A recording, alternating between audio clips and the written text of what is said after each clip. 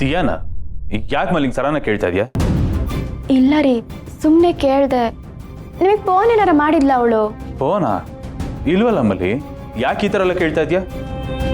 ಮತ್ತೆ ನಿನ್ನ ತಲೆಯಲ್ಲಿ ನನ್ನ ಅಗೇನ್ಸ್ಟ್ ಅನುಮಾನ ಅನ್ನೋ ಹುಳ ಉಟ್ಕೊಂಡಿದೆ. ಅದಕ್ಕೆ ನಿದ್ದೆಯಿಂದ ಎದ್ದು ಕೂತ್ಕೊಂಡು ನಾನು ಬರ್ತಿದ್ದಾಗೆ ಈ ಥರ ಎಂಕ್ವೈರಿ ಮಾಡಿ ನನ್ನ ಮೇಲೆ ಡೌಟ್ ಪಡ್ತಿದ್ಯಲ್ಲ?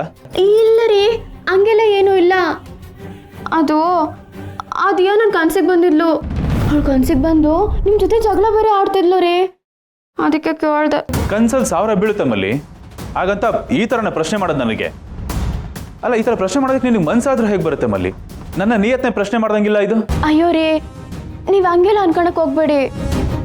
ನನ್ಗೆ ಅನ್ಸಿದ್ ನಾನು ಕೇಳ್ದೆ ಅಷ್ಟೇ. ಏನು ಕೇಳೋದು? ಅನ್ಸಿದ್ದೀನಲ್ಲ ಆ ಥರ ಕೇಳ್ಬಿಡೋದ?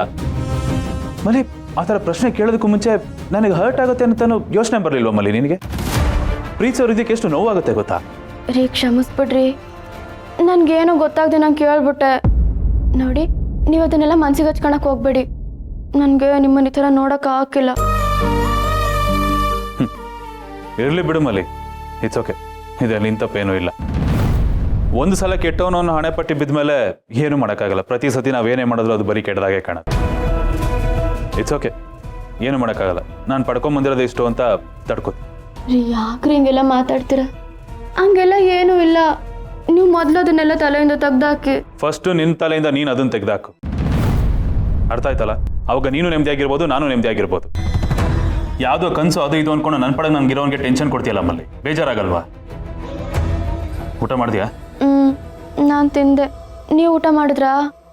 ನಾನು ಬರ್ತಾನೆ ಮಾಡ್ಕೊಂಬಂದೆ. ಮಲ್ಕೋ, ರೆಸ್ಟ್ ಮಾಡು, ನಾನು ಫ್ರೆಶ್ ಆಗಿ ಬರ್ತೀನಿ.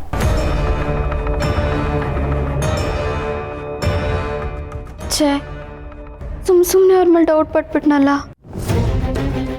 ಆದರೂ ಇಷ್ಟು ದಿನ ಇರ್ತಿರೋದು ಇವತ್ತು ಯಾಕೆ ಹಿಂಗೆ ಅನಿಸ್ಬಿತ್ತು?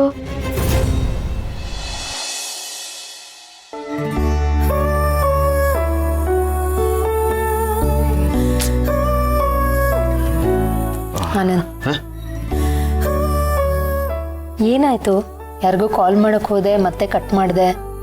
ಇವತ್ತು ಯಾವ ದಿನ ಹೇಳು? ಇವತ್ತು ಯಾವ ದಿನ ಅಂತ ಕೇಳ್ತಿದ್ಯಾ ಅಂದರೆ ಏನೋ ವಿಶೇಷವಾದ ದಿನನೇ ಇರಬೇಕು.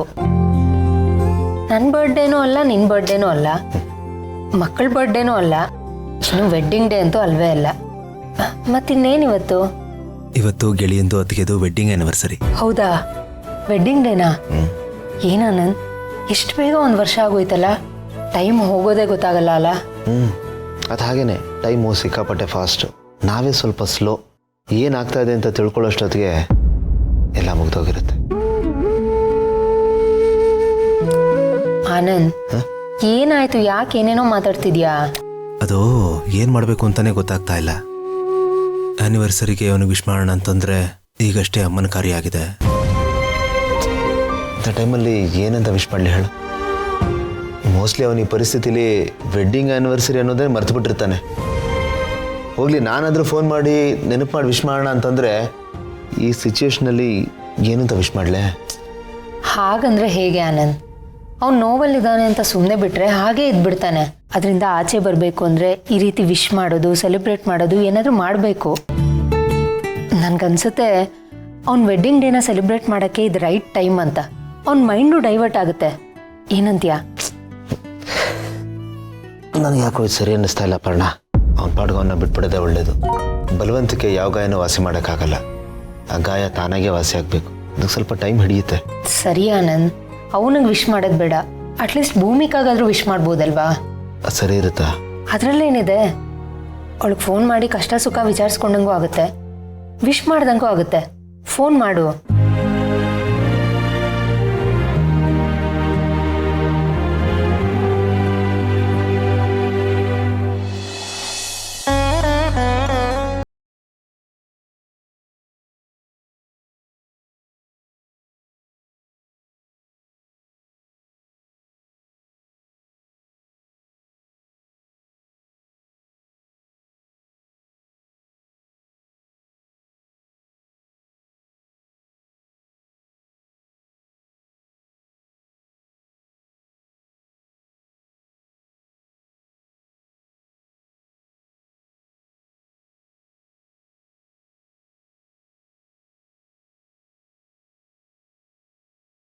ಏನಂತ ಹೇಳಿ ಆನಂದ್ ಅವ್ರೆ, ಒಂದು ವಾರದಿಂದ ಹಾಗೆ ಇದ್ದಾರೆ.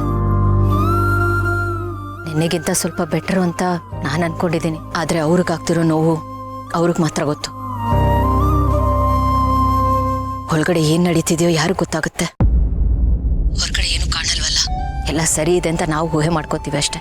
ನಿಜ ಅದಕ್ಕೆ ಆಚೆ ಗಾಯ ಆದರೆ ಗಾಯ ಎಷ್ಟಾಗಿದೆ ಅಂತ ತಿಳ್ಕೊಬೋದು, ಅದಕ್ಕೆ ಟ್ರೀಟ್ಮೆಂಟ್ ಕೊಡ್ಬೋದು. ಆದರೆ ಮನಸ್ಸು ಗಾಯ ಆದರೆ ಅದನ್ನು ಹೇಗೆ ಕಂಡಿಡಿಯೋಕ್ಕಾಗುತ್ತೆ ಹೇಳಿ? ದೇಹಕ್ಕಾದ ಗಾಯ ಬೇಗ ವಾಸಿಯಾಗ್ಬಿಡುತ್ತೆ, ಆದರೆ ಮನಸ್ಸಿಗಾದ ಗಾಯ ಅಷ್ಟು ಸುಲಭ ವಾಸಿಯಾಗಲ್ಲ. ಅದು ಮತ್ತೆ ಮತ್ತೆ ಮರುಕಳಿಸ್ತಾ ಇರುತ್ತೆ. ಅದರಿಂದ ಹೊರಗಡೆ ಬರೋದು ಅಷ್ಟು ಈಸಿ ಅಲ್ಲ ಅಂತ ನನಗೆ ಗೊತ್ತು. ಅದಕ್ಕೆ ಅದು ಅಲ್ಲದೆ ನಾವ್ಯಾರು ಈಗ ಅವನಿಗೆ ಸಮಾಧಾನ ಮಾಡೋ ಪರಿಸ್ಥಿತಿಲಿಲ್ಲ. ಅಲ್ಲದೆ ಇಂಥ ನೋವಿಗೆ ಏನಂತ ಸಮಾಧಾನ ಹೇಳೋದಕ್ಕೆ? ನಿಜ, ನನಗೂ ಹಾಗೆ ಆಗಿದೆ. ಅವ್ರ ಹತ್ರ ಏನಂತ ಮಾತಾಡ್ಲಿ, ಏನ್ ಹೇಳ ಅವ್ರಿಗೆ ಸಮಾಧಾನ ಮಾಡ್ಲಿ, ಒಂದು ಅರ್ಥ ಆಗ್ತಿಲ್ಲ. ಅವ್ರ ಪರಿಸ್ಥಿತಿ ನೋಡಿದ್ರೆ ತುಂಬಾ ದುಃಖ ಆಗುತ್ತೆ. ದೇವ್ರು ಅವ್ರಿಗಿಂತ ನೋವು ಕೊಡಬಾರ್ದಾಗಿತ್ತು.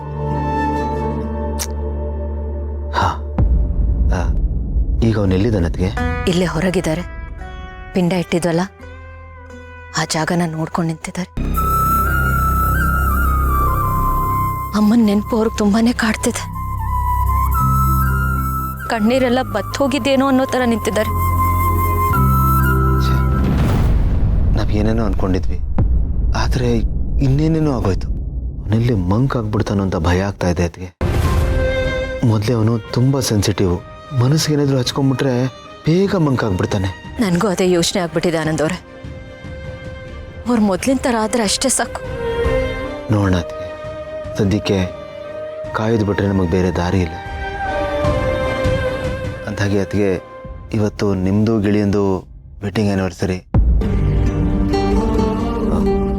ದೊಡ್ಡ ಆಘಾತ ಆಗಿರೋವಾಗ ಒಂದು ಸಣ್ಣ ರಿಲೀಫ್ ಸಿಗಲಿ ಅಂತ ಅವನಿಗೆ ಫೋನ್ ಮಾಡೋಣ ಅಂತಂದರೆ ನನಗೆ ಧೈರ್ಯ ಸಾಕಾಗ್ತಾ ಇಲ್ಲ. ಅದಕ್ಕೆ ನಿಮಗೆ ಫೋನ್ ಮಾಡಿದ್ದೀನಿ. ಹ್ಯಾಪಿ ಆ್ಯನಿವರ್ಸರಿ ಅದಕ್ಕೆ. Thank you. ಒಂದು ನಿಮಿಷ. Happy anniversary Bhoomika. Thank you ಅಪ್ಪಣ್ಣವ್ರೆ. ನಿನಗೂ ಇದು ನೆನಪಿತ್ತಾ? ನೆನಪಿತ್ತು, ಆದರೆ ಅದನ್ನು ಹೇಗೆ ಹೇಳ್ಕೊಳ್ಳಿ? ಸಂದರ್ಭ ಬೇರೆ ಥರನೇ ಇದೆ. ಇಂಥ ಟೈಮಲ್ಲಿ ಆ ರೀತಿ ಆಗೋದು ಸಹಜ. ಟೈಮ್ ಎಲ್ಲನೂ ಸರಿ ಮಾಡುತ್ತೆ ಬಿಡು. ನಮಗೆ ಗೌತಮ್ದ ಯೋಚನೆ ಆಗ್ಬಿಟ್ಟಿದೆ.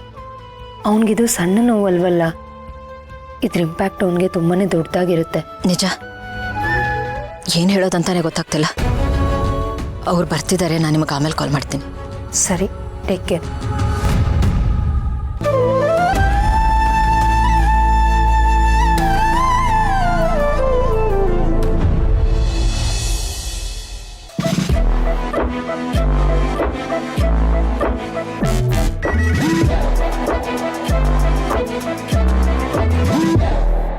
ಮಲಿ, ಯಾಕೊಂಥರ ಬೇಜಾರಲ್ಲಿದೆಯಾ?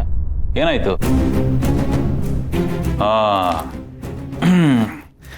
ಮತ್ತೇನಾದ್ರೂ ಕನ್ಸು ಬಿತ್ತಾ? ನಾನು ದಿಯ ಒಟ್ಟಿಗೆ ಇರೋ ಥರ, ಪಕ್ಕದಲ್ಲಿ ಅಂಟ್ಕೊಂಡು ಕೂತಿರೋ ಥರ, ಇಬ್ರು ಒಬ್ರಿಗೊಬ್ರು ಐಸ್ ಕ್ರೀಮ್ ತಿನ್ಸ್ತಿರೋ ಥರ? ಹಂಗೇನು ಇಲ್ಲ ರೀ. ನನಗೆ ಬೇಜಾರಾಗಿರೋದೇ ಬೇರೆ ಕಾರಣಕ್ಕೆ. ಬೇರೆ ಕಾರಣ ಏನದು? ರೀ, ಇವತ್ತು ಮಾಮೂಲಿ ದಿನ ಅಲ್ಲ ರೀ. ಆನಂದ್ ಅಣ್ಣರು ಹೇಳ್ತಾ ಇದ್ರು, ಇವತ್ತು ಅಕ್ಕರ್ದು ಬಾವ್ರದ್ದು ಮದುವೆ ವಾರ್ಷಿಕೋತ್ಸವ ಅಂತ. You mean marriage anniversary? ಅದೇ. ಇವತ್ತಿಂತ ಖುಷಿ ವಿಚಾರ ಇದ್ರೂ ಅವ್ರಿಗೆ ವಿಷಯ ಮಾಡೋಕ್ಕಾಗ್ತಿಲ್ಲ. ಈ ವರ್ಷ ಬಿಟ್ರೆ ಇನ್ನು ಮುಂದಿನ ವರ್ಷದವರೆಗೂ ಕಾಯ್ಬೇಕು. ಈ ವರ್ಷ ಬರೀ ದುಃಖದಲ್ಲೇ ಕಳೆದೋಗ್ಬಿಡುತ್ತಲ್ಲ ಅಂತ ಬೇಜಾರು. ಅಪ್ಪ ದೇವ್ರೇ, ಈ ಕಿತ್ತೋದ್ ಸೆಂಟಿಮೆಂಟ್ ನೋಡೋಕ್ಕಾಗ್ತಿಲ್ವಲ್ಲಪ್ಪ ನನ್ನ ಕೈಲಿ. ಹೋಗ್ಲಿ ಬಿಡು ಮಲ್ಲಿ, ಅದಕ್ಕೆ ಯಾಕೆ ಬೇಜಾರು ಮಾಡ್ಕೋತೀಯ? ಈ ವರ್ಷ ಮಿಸ್ ಆಯ್ತಲ್ಲ ಅಂತ ಯಾಕೆ ಬೇಜಾರು ಮಾಡ್ಕೋಬೇಕು? ಅದೇ ಆ್ಯನಿವರ್ಸರಿ ಮತ್ತೆ ನೆಕ್ಸ್ಟ್ ವರ್ಷ ಬರುತ್ತಲ್ಲ ಅಂತ ಖುಷಿ ಪಡ್ಬೋದಲ್ವಾ? ಮಲ್ಲಿ, ಈ ಆ್ಯನಿವರ್ಸರಿ ಅನ್ನೋದು ಒಂಥರ ಪ್ರತಿ ವರ್ಷನೂ ಒಂದೊಂದು ಮೈಲ್ ಸ್ಟೋನ್ ರೀಚ್ ಆದಂಗೆ. ಮೈಲ್ ಸ್ಟೋನ್ ಅಂದರೆ ಸಾಧನೆ ಇದ್ದಾಗೆ. ಯಾಕೆ ಸಾಧನೆ ಅಂತಂದರೆ ಮಲ್ಲಿ, ಯಾರು ಯಾವಾಗ ಜೊತೆಗಿರ್ತಾರೋ, ಯಾರು ಯಾವಾಗ ಡಿವೋರ್ಸ್ ಕೊಡ್ತಾರೋ ಹೇಳೋಕ್ಕಾಗೋದಿಲ್ಲ. ಇಂಥದ್ರ ಮಧ್ಯದಲ್ಲೂ ಅಣ್ಣ ಅದಕ್ಕೆ ಎಷ್ಟು ಖುಷಿಯಾಗಿದ್ದಾರಲ್ಲ ಅನ್ನೋದೇ ಖುಷಿ ವಿಷಯ. ನನಗೆ ಅವ್ರ ಆ್ಯನಿವರ್ಸರಿ ನೆನಪಿರಲಿಲ್ಲ ಅಂತ ಅಂದ್ಕೊಂಡಿದ್ಯಾ? ನೆನಪಿತ್ತು, ಆದರೆ ಯಾಕೆ ವಿಶ್ ಮಾಡಲಿಲ್ಲ? ಮನೇಲಿ ಇಂಥದ್ದೊಂದು ಇನ್ಸಿಡೆಂಟ್ ನಡೆದಾಗ ನಾವು ಹೋಗಿ ಹ್ಯಾಪಿ ಆ್ಯನಿವರ್ಸರಿ ಅಂತ ವಿಶ್ ಮಾಡೋದು ಎಷ್ಟು ಚೆನ್ನಾಗಿರುತ್ತೆ ಮಲ್ಲಿ. ಎಲ್ಲರೂ ದುಃಖದಲ್ಲಿದ್ದಾರೆ, ಸೊ ಇಂಥ ಟೈಮಲ್ಲಿ ಅದು ಮಾಡೋದು ಸರಿ ಇರಲ್ಲ. ಈ ವರ್ಷದ ವಿಷ್ಣು ಸೇರಿ ನೆಕ್ಸ್ಟ್ ವರ್ಷನೇ ಮಾಡ್ಬೋದಲ್ವಾ? ಆದರೆ ನೀನು ಯಾಕೆ ಇಷ್ಟೊಂದು ಸೆಂಟಿ ಆಗ್ತಿದೆ ಅಂತ ನನಗೆ ಅರ್ಥ ಆಗ್ತಿಲ್ಲ. ಮಲ್ಲಿ ಲೈಫಲ್ಲಿ ಸೆಂಟಿಮೆಂಟ್ ಇರಬೇಕು ಹೊರತು ಸೆಂಟಿಮೆಂಟೇ ಲೈಫ್ ಆಗಬಾರ್ದು. Malli sentiment is injurious to health. ಅರ್ಥ ಆಯ್ತಾ? ಹೋಗ್ತಾ ಹೋಗ್ತಾ ಏನಾಗುತ್ತೆ ಗೊತ್ತಾ, ಆ ಸೆಂಟಿ ಅನ್ನೋದು ಅಳಿಸೋಗಿ ಬರೀ ಮೆಂಟಲ್ ಮಾತ್ರ ಉಳ್ಕೊಂಡು ಸೆಂಟಿಮೆಂಟಲ್ ಆದವರು ಮೆಂಟಲ್ ಆಗಬೇಕಾಗತ್ತೆ. ಇಷ್ಟೆಲ್ಲ ಆಬ್ಲಿಗೇಷನ್ಸ್ ಬೇಕಮ್ಮಲ್ಲಿ. So take it easy. ಆದ್ರೂ ರೀ ಅಕ್ಕ ಬಾವ್ರಿಗೆ ವಿಸ್ ಮಾಡಬೇಕು ಅನಿಸ್ತೈತೆ. ಇಷ್ಟು ಹೇಳಿದ್ಮೇಲೂ ಮತ್ತೆ ಅದೇ ರಾಗ ತೆಗಿತೀಯಲ್ಲ. ಆಮೇಲೆ ಆಯ್ತು, ಹೋಗಿ ಏನಂತ ವಿಶ್ ಮಾಡ್ತೀಯ? ಮೊದಲೇ ಮೂಡಿ ಅವನು ಯಾ ಮಾರಿ ನೀನು ಹೋಗಿ ಬಾ ಅವ್ರೆ ಹ್ಯಾಪಿ ಆ್ಯನಿವರ್ಸರಿ ಅಂದಾಗ ಅವ್ನು ನಿನ್ನ ಮೇಲೆ ಗುರ್ರ ಅಂದು ನಿನ್ಗೆ ಏನಾದರೂ ಬೈದ್ರೆ ಏನು ಗತಿ? ಇನ್ಸಲ್ಟ್ ಆಗಲ್ವಾ ನಿನಗೆ? ಯೋಚನೆ ಮಾಡು. ಹಂಗೇನಿಲ್ಲ, ಭಾವನವ್ರನ್ನಂತವ ಯಾವತ್ತೂ ಹಂಗೆಲ್ಲ ನಡ್ಕೊಂಡಿಲ್ಲ. ನನ್ನನ್ನು ಅವ್ರ ಮಗಳ ಥರ ನೋಡ್ಕೊಳ್ತಾರೆ.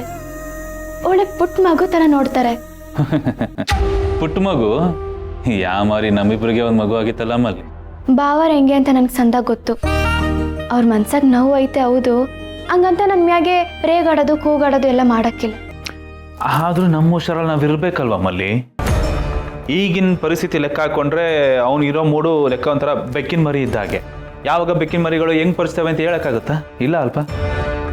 ಯಾವುದಕ್ಕೂ ನಮ್ಮ ಎಚ್ಚರಿಕೆಯಲ್ಲಿ ನಾವು ಇರಬೇಕು. ಇಂಥ ಸಮಯದಲ್ಲಿ ಅಂಥವ್ರಿಂದ ಸೇಫಾಗಿ ಡಿಸ್ಟೆನ್ಸ್ ಮೇಂಟೈನ್ ಮಾಡಬೇಕು. ಅದಕ್ಕೆ ಹೇಳ್ತಾ ಇದ್ದೀನಿ, ವಿಶ್ ಮಾಡಬೇಕು ಅನ್ನೋ ಐಡಿಯಾನ ಫಸ್ಟ್ ತಲೆಯಿಂದ ತೆಗೆದಾಕ. ಅರ್ಥ ಆಯ್ತಾ? ಸರಿ ರೀ. ಸರಿ.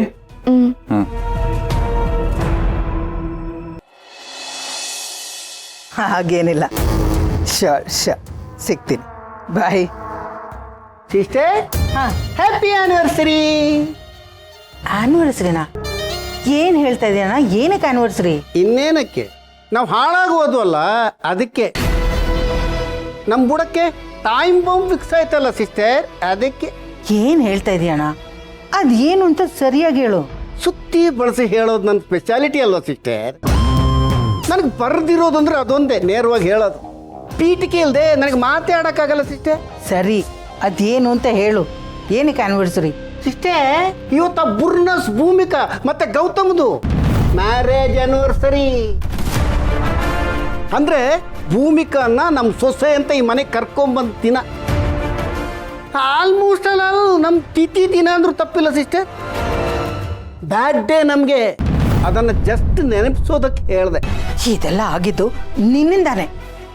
ಅಯ್ಯೋ, ನನ್ನಿಂದನಾ? ನಾನು ಪುಣ್ಯದಲ್ಲಿಲ್ಲ ಪಾಪದಲ್ಲಿಲ್ಲ, ವಿನಾಕಾರಣ ನನ್ನ ಮೇಲೆ ಆರೋಪ ಮಾಡ್ತಿಲ್ಲ ಸಿಸ್ಟರ್. ಏನು ವಿನಾಕಾರಣ ಆರೋಪ ಮಾಡ್ತಾ ಇದ್ದೀನಿ? ನೀನು ತಾನೇ ಅಡ್ವೈಸ್ ಕೊಟ್ಟಿದ್ದು ಆ ಭೂಮಿಕಾನ ಸೊಸೆ ಮಾಡ್ಕೊ, ನೀನು ಹೇಳ್ದಾಗ ಕೇಳ್ಕೊಂಡು ಬಿದ್ದಿರ್ತಾಳೆ ಅಂತ. ಅದ್ರಲ್ಲಿ ಆಗಿದ್ದೇ ಬೇರೆ. ಏನು ಮಾಡೋದು ಸಿಸ್ಟರ್, ನಾವು ಕೆಲವು ಸರ್ತಿ ಹಂಗಾಗತ್ತೆ ಹಿಂಗಾಗತ್ತೆ ಅಂತ ಲೆಕ್ಕ ಹಾಕ್ತೀವಿ. ಕೊನೆಗೆ ನಮ್ಮ ಲೆಕ್ಕಾಚಾರನೇ ಬುಡ ಮೇಲಾಗತ್ತೆ. ಶುಗರ್ ಕ್ಯಾಂಡಿ ಥರ ಇದ್ದವಳು ಹಾಟ್ ಮಿರ್ಚಿ ಹಾಕ್ಬಿಟ್ಟಿದ್ದಾಳೆ ಸಿಸ್ಟರ್. ಎಲ್ಲಿಟ್ಕೊಂಡ್ರು ಉರಿಯುತ್ತೆ. ಅವಳನ್ನು ಕಂಡಾಗ್ಲೆಲ್ಲ ಇನ್ನಿಲ್ಲದ ಸಿಟ್ಟು ಬರುತ್ತೆ. ಏನು ಮಾಡಲಿ, ತೋರಿಸ್ಕೊಳಕ್ಕಾಗಲ್ವೇ? ಅದು ಹಾಗಿರ್ಲಿ ಸಿಸ್ಟರ್, ನೀನು ನಿನ್ನ ಮುದ್ದಿನ ಮಗ ಗೌತಮ್ಗೆ ಹ್ಯಾಪಿ ಆ್ಯನಿವರ್ಸರಿ ಅಂತ ವಿಶ್ ಮಾಡಕ್ಕೆ ಹೋಗಿಲ್ವಾ? ನಾನು ಯಾಕೆ ವಿಶ್ ಮಾಡಲಿ? ಫಸ್ಟ್ ಆಫ್ ಆಲ್ ನನಗೆ ಇದ್ರ ಬಗ್ಗೆ ನೆನಪೇ ಇರಲಿಲ್ಲ. ನೆನಪಿದ್ರು ವಿಶ್ ಮಾಡ್ತಾ ಇರಲಿಲ್ಲ. ಇವತ್ತು ಆ ಪೀಡೆ ನಮ್ಮ ಮನೆಗೆ ಸೇರ್ಕೊಂಡಿರೋ ದಿನ, ಅದನ್ನು ನಾನು ಸೆಲೆಬ್ರೇಟ್ ಮಾಡಬೇಕಾ? ಅದರ ಅಗತ್ಯ ಇಲ್ಲ. ಕರೆಕ್ಟ್ ಸಿಸ್ಟರ್, ಕರೆಕ್ಟಾಗಿ ಹೇಳಿದೆ. ಅವಳು ನಮ್ಮನೆ ಸೊಸೆ ಆಗಿದ್ದಾಳೆ, ಆದರೆ ನಮ್ಮವಳು ಆಗಲೇ ಇಲ್ಲ. ಅವಳ ಮಿಡ್ಲ್ ಕ್ಲಾಸ್ ಮೆಂಟಾಲಿಟಿಯಿಂದ ಹೊರಗೆ ಬರಲೇ ಇಲ್ವಲ್ಲ ಸಿಸ್ಟರ್. ಪೆಟ್ರೋಲ್ ಬೆಲೆ ಜಾಸ್ತಿ ಆಯಿತು, ಹಾಲಿನ ಬೆಲೆ ಜಾಸ್ತಿ ಆಯಿತು. ಈ ಡಿಸ್ಕೌಂಟ್ ಆಫರಲ್ಲಿ ಹೋದರೆ ಎಲ್ಲ ಕಡಿಮೆಗೆ ಸಿಗುತ್ತೆ. ಒಂದು ತಗೊಂಡ್ರೆ ಒಂದು ಫ್ರೀ ಸಿಗುತ್ತೆ. ಬರೀ ಇಂಥ ಯೋಚನೆಗಳ ಸಿಸ್ಟರ್. 6ಕ್ಕೆ ಏರಲ್ಲ, 3ಕ್ಕೆ ಇಳಿಯಲ್ಲ. ಇಂಥ ಸಾಧಾರಣ ಮಿಡ್ಲ್ ಕ್ಲಾಸ್ ಹುಡುಗಿ ಕೋಟಿ ಲೆಕ್ಕದಲ್ಲಿ ಲೆಕ್ಕ ಹಾಕೋ ಈ ಮನೆಗೆ ಬಂದು ಸೇರ್ಕೊಂಡ್ಬಿಟ್ಟಿದ್ದಾಳೆ ಸಿಸ್ಟರ್. ಈ ಭಿಕ್ಷುಕನಿಗೆ ಬಂಗಾರ ತಟ್ಟೆ ಕೊಟ್ಟರು ಅವನು ಭಿಕ್ಷೆ ಬೇಡೋದೇನು ಬಿಡಲ್ಲ. ಇವಳಿಗೆ ಆ ಮಾತು ಚೆನ್ನಾಗಿ ಅನ್ವಯ ಆಗುತ್ತೆ. ಕರೆಕ್ಟಾಗಿ ಹೇಳಿದೆ ಅಣ್ಣ. ಅವಳು ಯಾವತ್ತೂ ಚೇಂಜ್ ಆಗಲ್ಲ. ಸಾಲದು ಅಂತ ನಮ್ಮನ್ನೇ ಕಂಟ್ರೋಲ್ ಮಾಡಕ್ಕೆ ಬರ್ತಾಳೆ. ಇರ್ಲಿ ಬಿಡು ಸಿಸ್ಟರ್. ಅವಳು ಕ್ಲಾಸ್ ಟೀಚರ್ ಆದರೆ ನಾವು ಮಾಸ್ ಟೀಚರು, ಟೀಚರ್ಗೆ ಟೀಚರು. ನಮ್ಮ ದಾರಿಗೆ ಯಾರಾದರೂ ಅಡ್ಡ ಬಂದರೆ ಅವ್ರಿಗೆ ಕ್ಲಾಸ್ ಮಾಡದೆ ಬಿಡಲ್ಲ.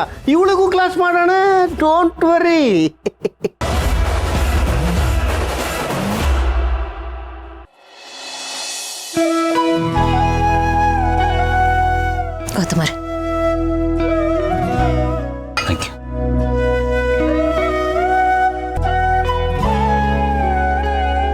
1 ವಾರದಿಂದ ಪ್ರತಿದಿನ ಅಲ್ಲಿ ಹೋಗಿ ನಿಂತ್ಕೋತೀರಾ.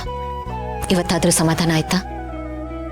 ಇಲ್ಲ ಭೂಮಿಕಾ, ಅವತ್ತು ನಾವು ಯಾರೂ ಇಲ್ಲದೆ ಇದ್ದಾಗ ಅಮ್ಮನಿಗೆ ಅಂತ ಇಟ್ಟಿದ್ದ ಪಿಂಡನ ಕಾಗೆ ಬಂದು ತಿನ್ಕೊಂಡೋಯ್ತು ಅಂತ ಸುಧಾ ಹೇಳ್ದಲ್ಲ, ಅವತ್ತಿಂದ ನಾನು ಪ್ರತಿ ದಿವಸ ಆಸೆ ಪಟ್ಕೊಂಡು ಅಲ್ಲಿಗೆ ಹೋಗ್ತೀನಿ. ಆ ರೂಪದಲ್ಲಾದ್ರೂ ಅಮ್ಮ ನನಗೆ ಕಾಣಿಸ್ತಾಳ ಅಂತ. ಬರೀ ನಿರಾಸನೆ ಸಿಗ್ತಾ ಇದೆ ನನಗೆ. ನನ್ನ ಕಣ್ಣಿಗೆ ಯಾಕೆ ಕಾಣಿಸ್ಲಿಲ್ಲ?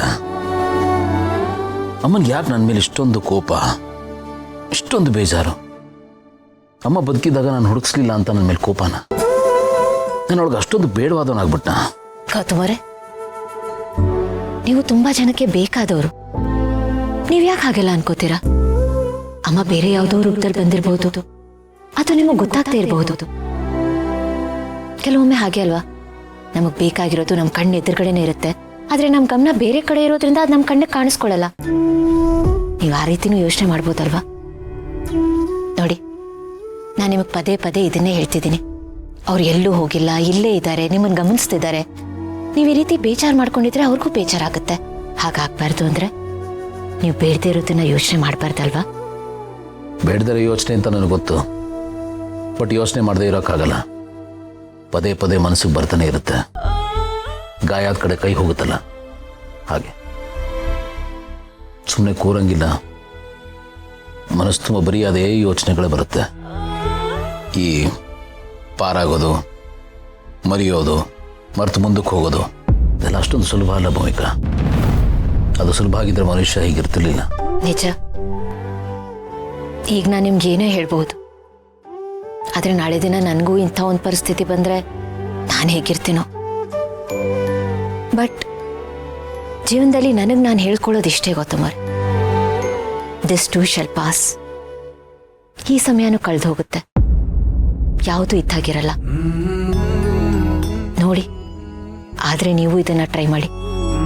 ಟ್ರೈ ಮಾಡ್ತೀನಿ ಭೂಮಿಕಾ, ಸ್ವಲ್ಪ ಟೈಮ್ ಬೇಕು, ಟೈಮ್ ಕೊಡಿ. ಶೋರ್. ಸಾಧ್ಯವಾದಷ್ಟು ನಿಮ್ಮ ಮನಸ್ಸನ್ನ ಬೇರೆ ಕಡೆ ಡೈವರ್ಟ್ ಮಾಡೋದಕ್ಕೆ ಪ್ರಯತ್ನ ಪಡಿ. ಏನೇ ನೋವಿದ್ರೂ ನನ್ನ ಹತ್ರ ಹೇಳ್ಕೊಳ್ಳಿ. ಮನ್ಸಿನ ನೋವನ್ನ ಇನ್ನೊಬ್ಬರ ಹತ್ರ ಹೇಳ್ಕೊಂಡ್ರೆ ಮನ್ಸಿನ ಭಾರ ಅಷ್ಟು ಕಮ್ಮಿ ಆಗುತ್ತೆ ಅಂತ ಹೇಳ್ತಾರೆ. ಪ್ಲೀಸ್, ಯಾವುದೇ ಟೈಮ್ ಇದ್ರೂ ಪರವಾಗಿಲ್ಲ, ನನ್ನ ಹತ್ರ ಹೇಳ್ಕೊತೀರಲ್ವಾ?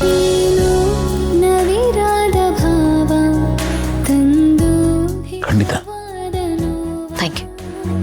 ಹರಳಿ ಹೂವಂತೆ ಹೃದಯ ಮರಳಿ ಬಂದಂತೆ ಹರಿಯ ಕಲ್ಲಾದ ಎದೆಯಲ್ಲಿ ಚಿಗುರೊಂದು ಮೂಡಿದೆ, ಬರಿದಾದ ಬದುಕಲಿ